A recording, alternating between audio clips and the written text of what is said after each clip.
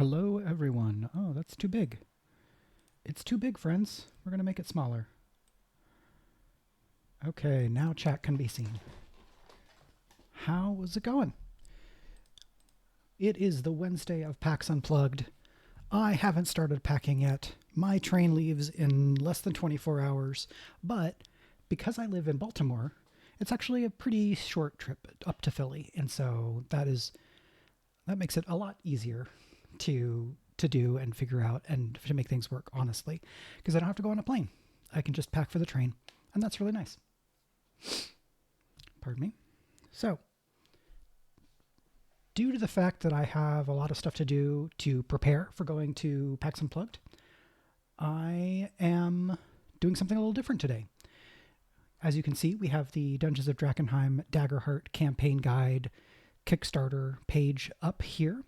And what I want to do today is just give a little refresher on where this one is, and then talk about and feature some current, recent, and upcoming crowdfunding campaigns for other TTRPG stuff and projects that I am interested in. Some of these are by friends and colleagues. Some of these are by people that I don't know, but publishers that I do. And some are something else. So I don't expect this to be an especially long stream, but those who follow the channel will know that I have said things like that before, and then the stream ends up still being about an hour long. So we'll see how we get on. Some real quick shout outs. Thank you to Chromalette and Tall Tale Teller for following the channel, as well as D&D72 for following and for subscribing with Prime. So thank you, D&D72. Mighty Mur, is that award-winning, highly acclaimed, and extremely cool science fiction fantasy writer Mur Lafferty? It is. That's Mighty Mur's account. Yeah, if you decide you want to go to PAX Unplugged sometime in the future, let me know. I would love to meet up and we could play a game or something. That would be wild. I have your little card from however many years ago up on my fridge, so it's a nice reminder and good to see you here in the chat. If you have TTRPG crowdfunders that you are excited about, whether you are Mighty Mur or someone else, then please feel free to link them in the chat, and we'll see how we'll see whether Nightbot is disabling links at this point. I have not been at many science fiction fantasy conventions. I went to the Nebulas a couple years ago. I am planning on going to the Nebulas again next year, and then I need to figure out what cons I can go to that have a nice crossover between science fiction stuff and game stuff. Right, Gen Con is a really good example of that. But almost all of my effort recently has been in the games space, so that's been where I've focused my convention going, and I just don't travel nearly as much as I used to before the pandemic. I buy some solo RPGs, but I have not really gotten to play a lot of them. So, not that stops me from buying non-solo RPGs that I don't play, but so it goes. This is how we live. Collecting RPGs and playing RPGs are two different hobbies. I'm pretty good at both, in that I buy a lot of games and then I try to play as many as I can. So for Drakkenheim here, if somehow this is your first stream coming to visit me here, hello, I'm Mike. I use they and he pronouns, and I am lead designer on the Dungeons of Drakkenheim Daggerheart campaign guide, which is currently on Kickstarter. You can see here that it's at $315,000, $315,603. It was funded in 13 minutes, which is extremely cool. And then I'm going to scroll down. So if scrolling is unhappy for your eyes, then I'm going to encourage you to tab away for just a couple seconds. Warning given. Here we go. So I'm just scrolling down to get the stretch goals here so I can give a quick recap of where we are. Great.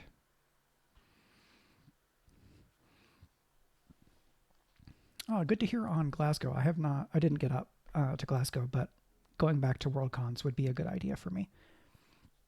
So Kickstarter campaign-wise, we've unlocked a book ribbon, some extra adversaries, extra mutations, pre-generated characters, a new adventure site. So to my understanding, what we have said on this is that it is an adventure site that was not necessarily already in this original book. Ghostfire has the final say on what goes in the book. So if I'm misunderstanding what they've said about the Kickstarter campaign, that is my bad, and I apologize. Then we have unlocked extra more adversaries, which is great because I love making adversaries. And then next we have additional arcane anomalies, a encounter chart at 400,000, some more contaminated domain cards, right? Contaminated special abilities that you can get.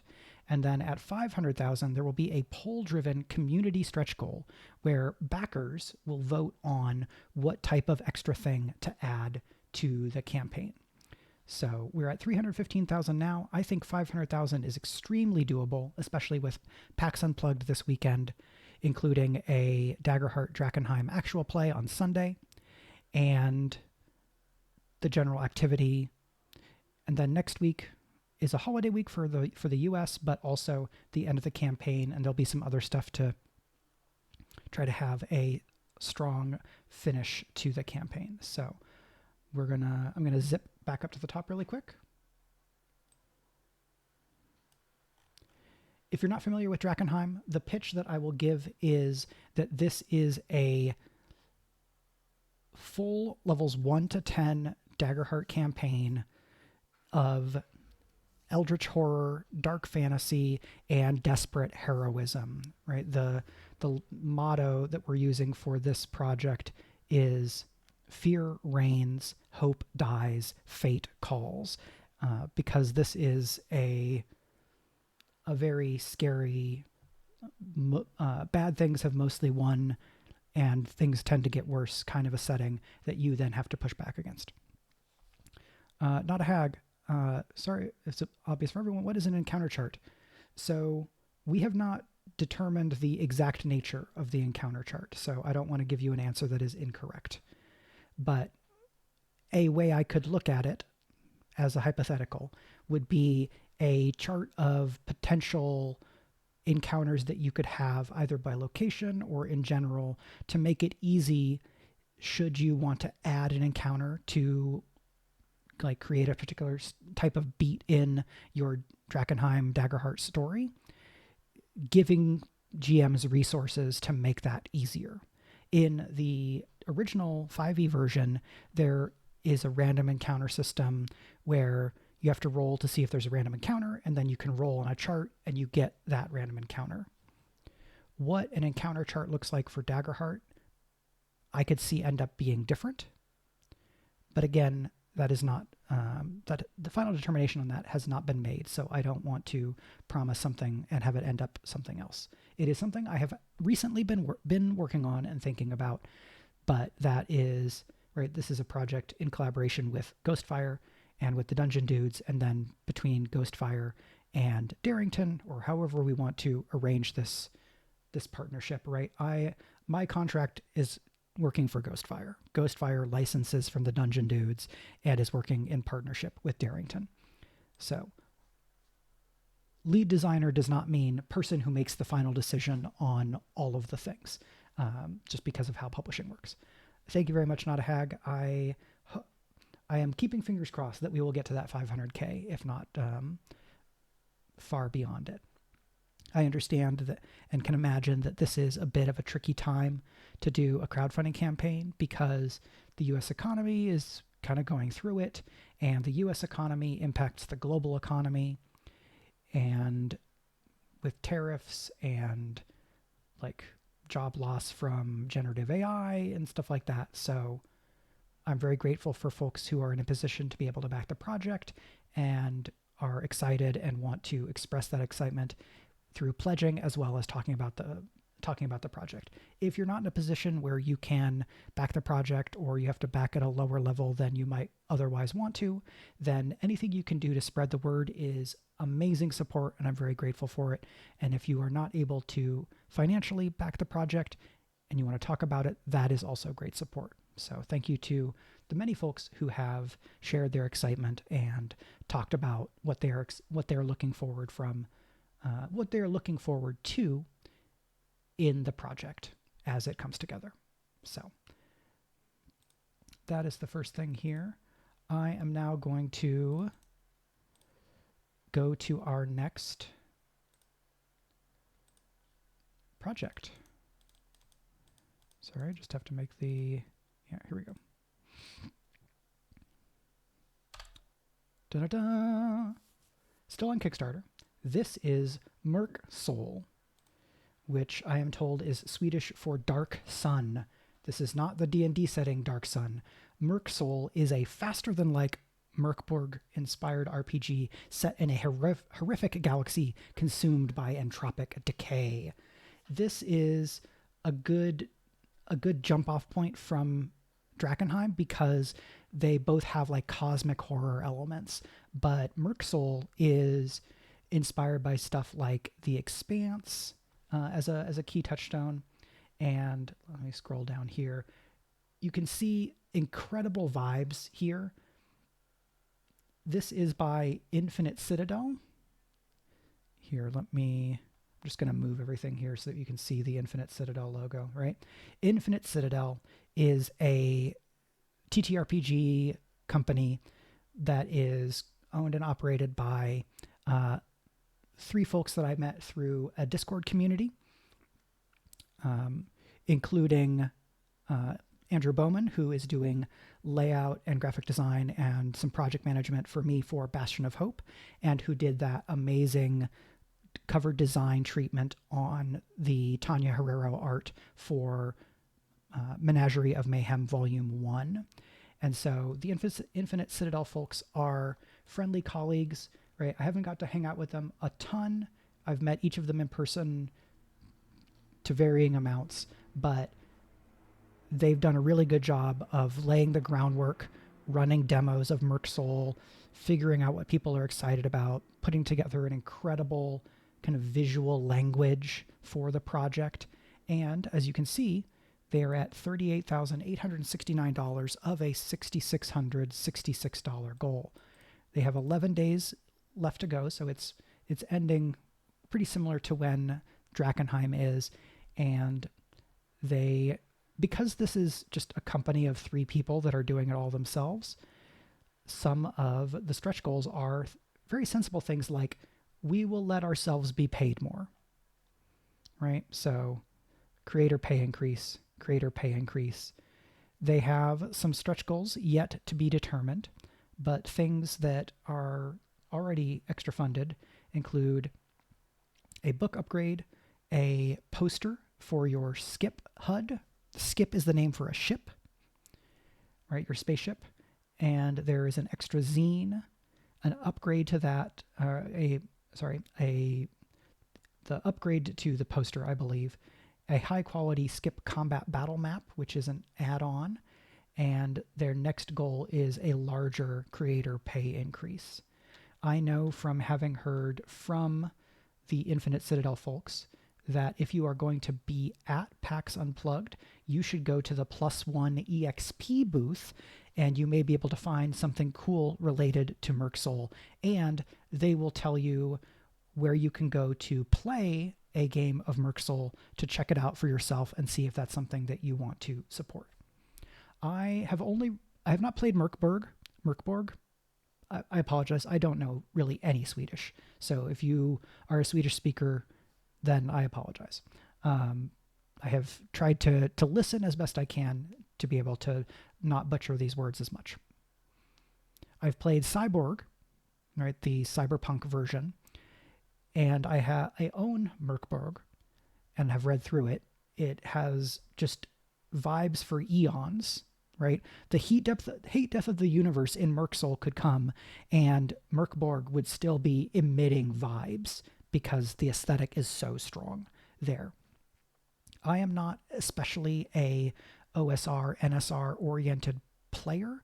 I have not engaged with a lot of games in that tradition, though I have read and I've read some of them, and I've talked to people who are in those spaces to try to understand what's exciting about that design style for them. This I'm shouting out because it's made by some colleagues who I would say are on the way to becoming friends, right? The trick with making friends among your colleagues is that many people are your colleagues first, and then as you hang out with your colleagues, they become friends, and it's hard to know exactly how much to claim friend versus colleague. And Facebook and things like that have pushed many people toward lowering the bar of what counts as friend, and I want to validate the importance of the intentionality in being friends. So all of this is just a longer way to say I don't want to be overly familiar in calling all three of these folks friends. I would say Andrew is a friend because I have spent more time working with and I hang out with Andrew, and I hope to become friends with the others, having only gotten to spend a little bit of time with them. I got to play a game with Andrew and Matt. So the creators are Andrew, Matt, and Conlon are the three leads. And I got to play a game with Andrew and Matt this last weekend. So shout outs to them. That was a fun game. Shout out to our GM, Rachel, who was very generous in making some time to introduce these folks to Daggerheart, and so that I could get to play Daggerheart with her. Since, given my background, you might not be surprised to learn that most of the time when I'm playing Daggerheart, I am GMing. So they are coming up on 500 backers, which is great for kind of an independent project, and I am excited for them to hit that next $42,000 goal. I think they probably will, because they're going to have people at PAX Unplugged, and they're going to be running demos and getting word out with that kind of special thing that's going to be at the +1 EXP booth. So I look forward I might get to play Merc Soul this weekend, depending on what my time looks like. That would be pretty fun. I've gotten to look at a little bit of actual play and look through the preview materials, but I've not gotten to play a full session of Merc Soul. Okay. Let me put that link into the chat before I move on if you want to look at this yourself. That would be the smart thing to do. I will put all these links into the description of the YouTube video when this ends up there on YouTube. Next, I'm going to go to a campaign for a game that it would be hard for me to overstate its influence.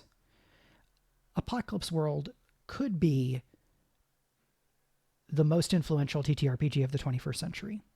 I think you could make a strong argument that it has to be that the most influential TTRPG of the 21st century has to be D&D 5th edition, because it is the big, right? It's the biggest game.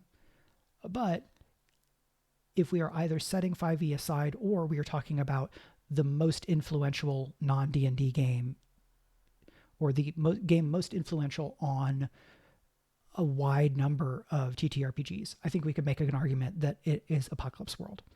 This is a game by Vincent and Megabe Baker.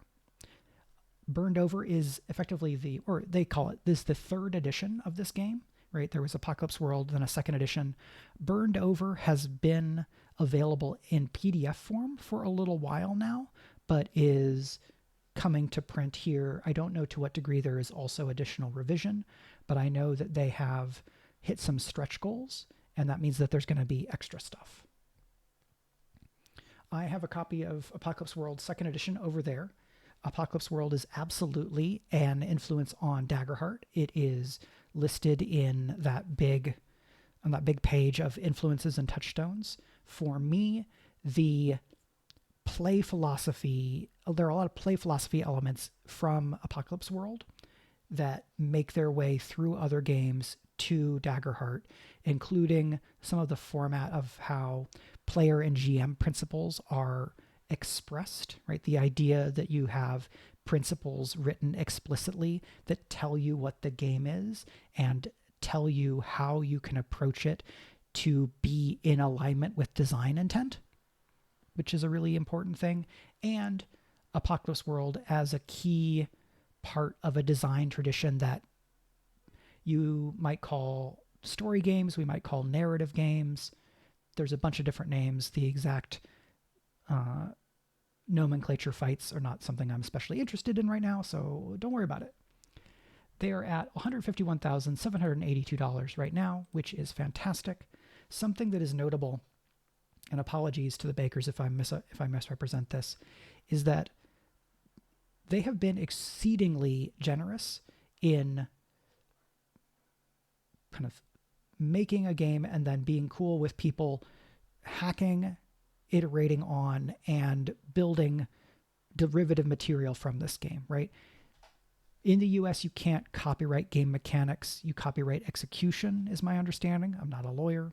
But if the bakers had wanted to be more protective of the design work in Apocalypse World, they easily could have been. Instead, they've been exceptionally generous and supportive of other designers. And that is extremely cool. And I want to point out to folks that are watching is that they have a Powered by the Apocalypse creator pay it back tier that you can support the game at. Right? They say, as you know, we don't ask PBTA creators for any royalties or licensing fees. If you published a successful PBT game or product of your own, please consider backing at this level. It's an absolutely voluntary way to show your appreciation and support. Right? There are a large number of PBTA games in the world. And one of the ways that we can show our appreciation for the bakers is by backing at that level, if that is viable for you, right? They say that it is voluntary. It seems like a number of people have decided to pick that option, and that makes me very happy. I am glad that this is doing very well. I'm not at all surprised because it's also a pretty well-beloved game, right? It is something that may be different is the way in which this burned over edition has departed or has diverged from the original version. A description that I heard of Burned Over from the Rascal interview that went up a few weeks ago is that it is an angrier and kinder version of Apocalypse World. The idea being, and apologies again if I misrepresent this, that the world has gotten even scarier for a lot of people in a lot of ways since Apocalypse World was first published. And becoming crueler doesn't necessarily help people, but becoming kinder without any amount of like pushing back against BS won't necessarily help because there are some fights that have to be fought. And so a game that is both angrier and kinder, that's how they've talked about it. I might describe this game as Hope Punk. I don't want discourse.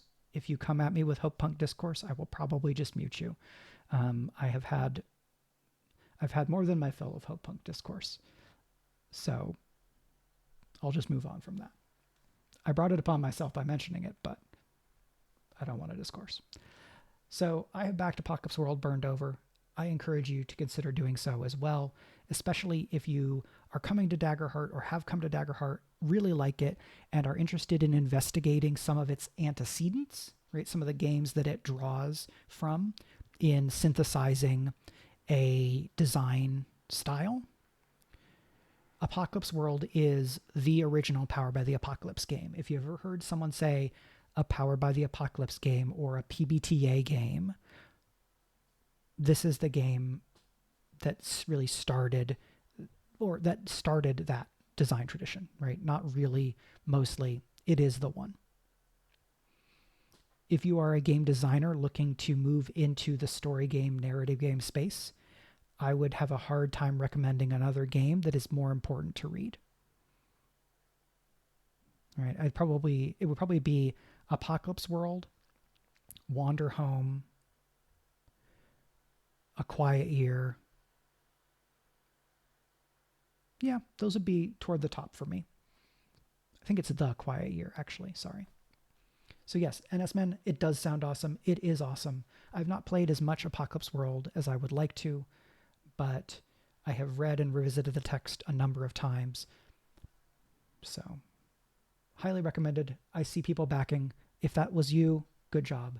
If it wasn't, then good job to whoever backed it.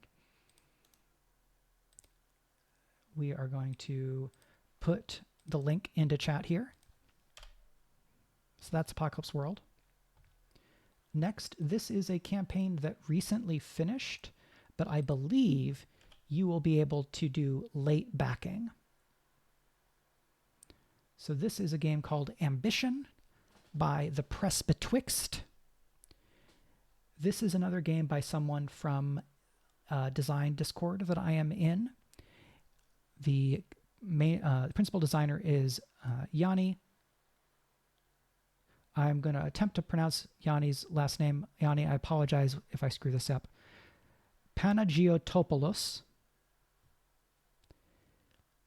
It is a Tales and Tactics TTRPG powered by tarot and drawing upon Taoist elements. You can see here there is some really cool, very evocative art that is being shown off for the game. This is some art by Yanni, some art by other folks. It has a different but still very strong visual style. And Ambition is one of the games that was launched as part of RPG Party, which is a GameFound project to expand into the TTRPG space, because GameFound has largely been focused on board games and like other physical games. They funded to the tune of $38,592.03. The cents here is very interesting to me. It's very funny. That was almost 200% of the original $20,000 goal. You can follow this project, and then there's more information about it here. I backed this project mostly because Yanni is a colleague from that Discord, and there's a lot of art here that even if I don't get to play Ambition a lot, I want to support colleagues, and the art is really evocative to me. So I will sometimes get games knowing that the main thing I'm going to get out of them is inspiration from the art. And that is great. It's a perfectly valid way of doing things. Again, collecting TTRPGs and playing TTRPGs are two different hobbies. You can feed one by practicing the other, right? You buy RPGs and collect them, and then you play some of the games you have collected. So that is Ambition, which you can find over on GameFound.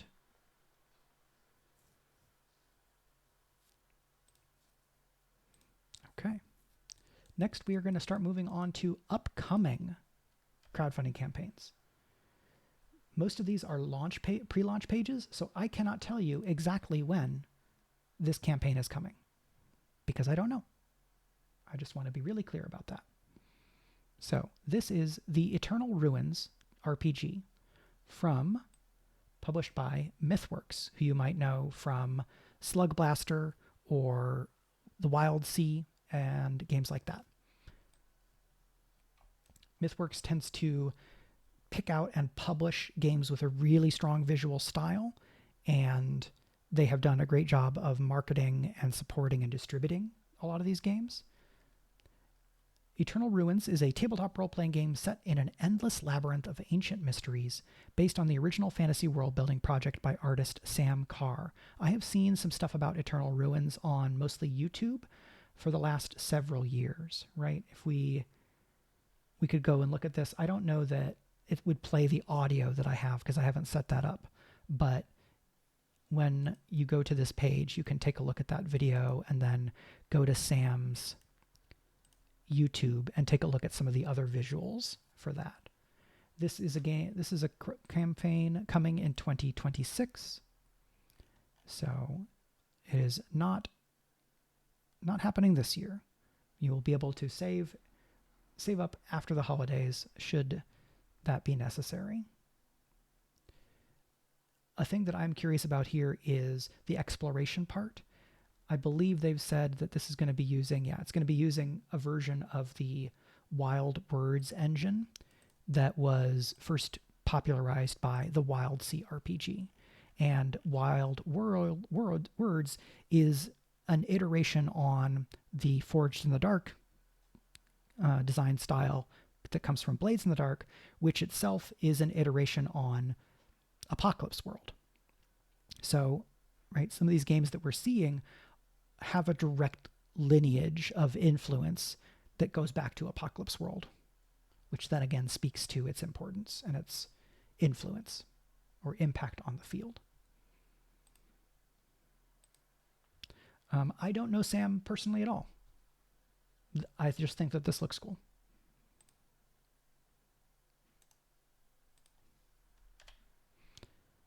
Next, we have Big Grave Fashion Fantasy. This is a forthcoming game of fashion and aesthetics by Will Jobst. Right, we see here. Will Jobst might be best known as the creator and designer of the Plasmodics RPG, which is in some ways, or is to a notable degree, like a riff on or response to the Gamma World RPG, right? Mutations and weird powers, post-apocalypse vibes. Will is also fairly active as an editor of TTRPGs. I have gotten to speak with Will a couple of times. They're very cool in those interactions.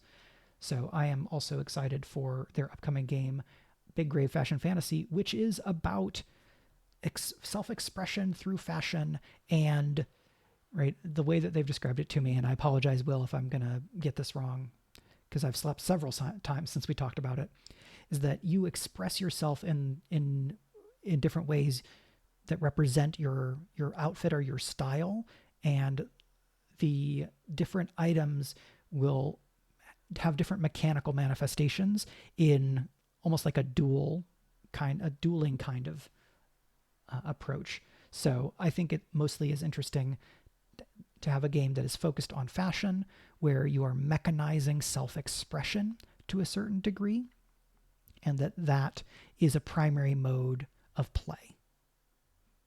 Plus, Big Grave Fashion Fantasy is a great title. So you should go and take a look at that. There's not a ton out on this pre-launch page. I don't know when the campaign is going to be, but I thought of this when I was building my list of games to talk about. The next one just added its pre-launch page today, or I just heard about it today, and this is Realis, a tabletop fantasy role-playing game by Austin Walker. You may recognize that voice, or that, well, you may recognize his voice because he does a lot of podcasts. You may recognize that name because Austin is host of the acclaimed and very influential actual play show Friends at the Table, which I often talk about because it's one of my favorite actual play groups, if not my very favorite. It depends on the day.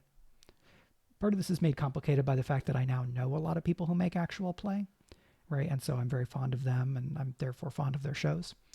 But Realis is a science fantasy game that is extremely my shit, because it is a game about storytelling and writing and self-expression, right? The characters deploy powerful sentences, and sentences is a capitalized word because it is a key game mechanic in this game. There's some gorgeous art that is being shown off here on the pre-launch page. And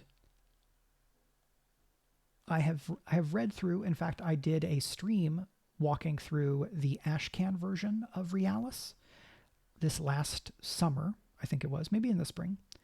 And I dig the design approach. It is a diceless RPG. It is mostly focused on a dialectical resolution system where you make an assertion using means, right? I have a sentence that says, I always, right, the example that's usually given for the Berserker class is, I always kill my foes. But that has a reality of +0. And so someone might have a means that has a reality of +1 that is more limited, but then deeper, right? It becomes narrow and deep. It's a very cool process. You can listen to at least one or two example games using the Ashcan rules or early rules on the Friends of the Table feed or on Nextlander, which is a video game kind of media site run by people who are former colleagues of Austin's, because Austin used to work in games media full-time, has a video game podcast again, but is not, to my knowledge, full-time employed in games media, which honestly, from everything I've heard, is probably good. I wish not having to work in terrible industries for most everybody. So Realis is coming in 2026. I just saw this announcement today from Tyler Crumrine, who is the publisher, right over here, Possible Worlds Games. I have backed other games of Possible Worlds. I have spoken with Tyler at a couple of conventions, and Tyler was very nice in those conversations. So shout out Tyler if you're watching. Shout out also to Austin. We have interacted, I think, exactly once in Twitter DMs. I think Austin is pretty great. I would be surprised if he wasn't. So that's Realis.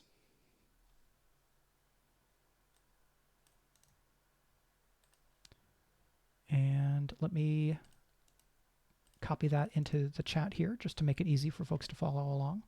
And then I'm going to smartly put this next link up immediately so that people can actually look at it while I am looking at it, which I probably should have done along the way, but we live, we learn, says Alanis Morissette. And this is Hope Springs Eternal. This is probably the next campaign of the forthcoming campaigns that is going to become active because it's launching on December 9th, which is just a couple of weeks from now. So here is some cool cover art for Hope Springs Eternal.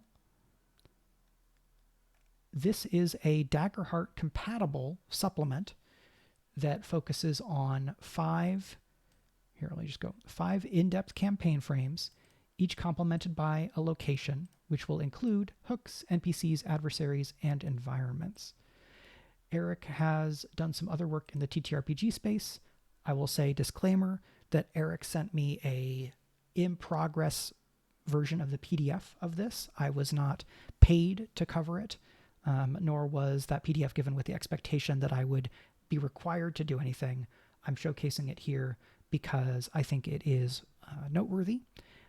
One of the contributors to the book is my colleague Alex, who is in that same designer Discord. I got to look at some of the material in this advanced kind of early version. I think a thing that people will find really notable about this book is that these campaign frames are taking the structure of campaign frames, and rather than giving 5 variations on a very straightforward heroic fantasy setting, which would be totally fine, some of these settings and frames are really going deep or far afield to very specific versions of fantasy, right? One of the campaign frames is all about a divine cosmological song, and that characters have to go and find new notes because the great conductor of the world, society, has said we need new notes, right? And so there's a campaign frame that is extremely focused on thematically, metaphysically, right? All of these things is focused on music. And what then is music a representation of, right? So if you are looking forward to some campaign frames for Daggerheart that are really strong on theme, I think you may want to put Hope Springs Eternal on your radar. And the campaign for this is going to be launching pretty soon, so we won't have to wait too long to see the full page, right? There's already a fair amount of material here, including some write-ups of the campaign frames. Eternal Song is the one I was just talking about, right? The Eternal Song is an ongoing melody carried on for centuries by the quasi-legendary figure known only as the Conductor. And so there's some stuff here. We have some art, and then there's some material about the other frames. As we can see here, this is Eric's first Kickstarter. So some of these other projects have, right, they have more of a background, right? If you've done 10 Kickstarters, you already have a Kickstarter audience because you can send updates to your existing Kickstarters to say, hey, I have a new project. So something that's notable here is that this is kind of a newer entry into the field. And if you are interested in supporting new publishers, up and coming creators, especially if you are interested in expanding the range of what is possible in Daggerheart compatible publishing, then maybe this is something you want to take a look at. Eric Laz is in the chat. Thanks for the mention. You're very welcome. I hope that things go well for you. Not a Hags, Ever Rhyme art and concept are just great, loving it. Yeah. A nice thing here is that this is 5 campaign frames. So you might find that you really like 3 of them. And even if the other 2 are not super your boat, you're getting 5 in one book, right? They are listing a $18 cost in USD for the PDF, which seems extremely reasonable for me, right? Physical book plus PDF, 35 USD. What I will say is I could see that price go higher. I would probably pay higher. That might mean that I back at a higher level, but something I've been thinking about because I've been working on my own stuff to publish independently and trying to figure out what that cost should be. And so, right, when I put my stuff out, I expect that people will compare the things I'm putting out to other Daggerheart related materials and thinking about them in terms of relative price. What I'm going to say is that the pricing choices that I make are intentional, and they are mostly about my work and not how I see other people's work. In general, I think a lot of PDFs and RPG books should probably be more expensive because we've had a lot of inflation, and raising the price on other things might contribute to more inflation, but if you don't, it contributes to not making enough money to live on. So that's my short little thing on RPG pricing. I have turned in some materials to my layout artist for Menagerie of Mayhem, which is still on track to publish in December. And then I hope to have an update on ETA for Bastion of Hope sometime before the end of the year. It has kind of been delayed to later than my original plan, but that's just life. Part of the process for Bastion of Hope has been learning what my process for publishing Daggerheart related material is going to be.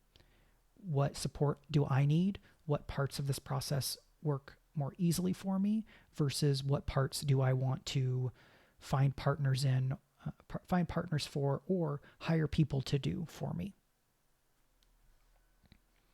So that's that. We're going to move over to me as I stretch and move around a little bit. That is just now, well, actually, I started about 10 minutes late, so it's not quite an hour, but I have covered the campaigns that I had on my list to talk about. They are all in the chat, and they're going to be in the YouTube description. And then tomorrow, I'm going to be going to PAX Unplugged, where I hope to see some of the folks that I talked about and meet other folks. I am very excited for the Daggerheart showcase panel that's going to be on Saturday. There is a panel on world building that Spencer Stark and Rowan Hall are doing that I'm guessing is probably going to be somewhat Daggerheart related. I don't know for sure. I haven't talked with them about it. And then the main showcase is going to be on Saturday. And then on Sunday is the Dungeons of Drakkenheim Daggerheart actual play that the Dungeon Dudes are running that is titled Escape from Drakkenheim. So I will be there. I'm excited to see them running and playing Daggerheart in practice using in the Drakkenheim setting. And that's going to be PAX Unplugged for me. I expect next week when I come back from the con that there will be some recapping of those activities. And there may be a write-up on Patreon or not. I have some other plans for Patreon pretty soon. Not a Hag says, good luck with PAX U and good luck not catching anything. Thank you very much. I am grateful for it. I got a COVID booster just a couple, maybe 3 weeks ago. I got my flu shot. I am packing masks, and I'm going to do everything I can to be masked whenever I'm in the dealer hall, and then much, if not all the time that I am in that building overall, aside from like when I literally need to drink water. Because I really don't want to get sick. I have too many cool things to do, and I don't want to get other people sick. So if you are going to be at PAX Unplugged, I would also strongly encourage you to wear a mask, N95 or better if at all possible, because the more we do that, the more we are looking out for one another and not just ourselves. Eric Laz, looking forward to the Darrington Press announcement. Me too. People are like, oh, Mike, do you know what's coming? Like, I have not seen that slide deck. I cannot tell you all of what is coming.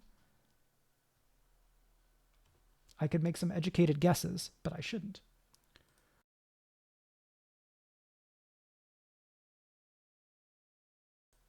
So instead, I will sit with you all in anticipation, and then we'll all get to learn what it is together.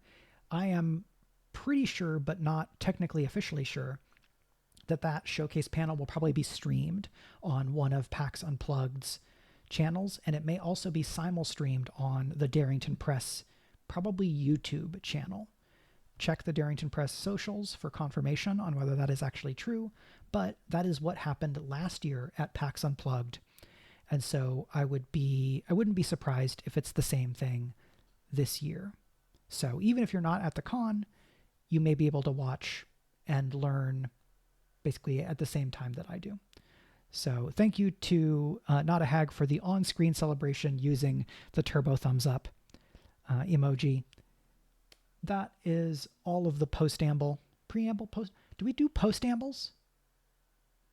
I don't know that I've ever heard the term used in that fashion. So that's enough from me. Thanks for hanging out. Thank you to Eric Laz, Not a Hag, Ennisman, Mighty Mur, and everybody else who has been here. Thank you to the folks who are lurking, and thanks to the folks who are watching on YouTube after the fact.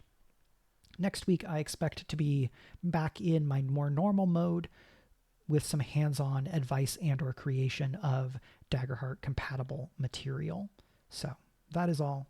Take care. If you go to PAX Unplugged, have fun, be safe, and I'll see you all next week. Where's my ending? Here it is.